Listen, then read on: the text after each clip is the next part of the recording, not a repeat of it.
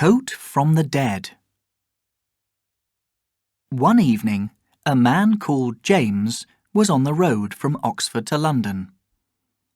There weren't many cars on the road because it was late. Suddenly, in the lights of his car, he saw a woman by the road. She was quite young and very pretty. "It's dangerous to walk along the road when it's dark and late," he thought.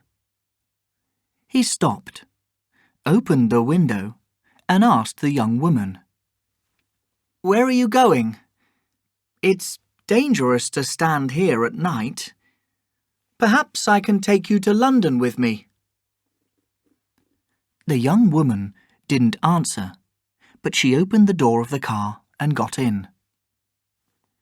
James asked her a lot of questions. "What's your name? Where do you live? Why are you on the road at night? Is your family in London? Where are your friends?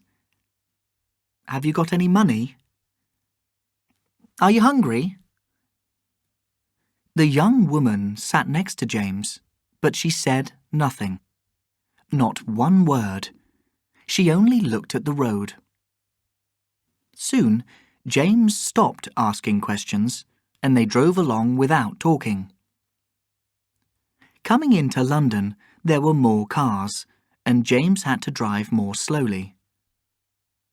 Suddenly, the young woman started to open the door, so James stopped the car quickly. They were in front of a house on a long street. The woman opened the door and got out of the car. Then she slowly walked up to the front door of the house. James watched her and thought angrily, "She didn't say thank you." 3 days later, he opened the back door of his car and found a coat. "This isn't my coat," he thought. Then he remembered the young woman. Perhaps it was her coat. He had to drive to London again that evening, so he thought, "I'll take her coat back. I remember the street and the house." He drove there, parked in front of the house, and walked up to the door. An older woman answered. "Does a young woman live here?" he asked. "I think this is her coat. She left it in my car 3 days ago." The woman looked at the coat and began to cry.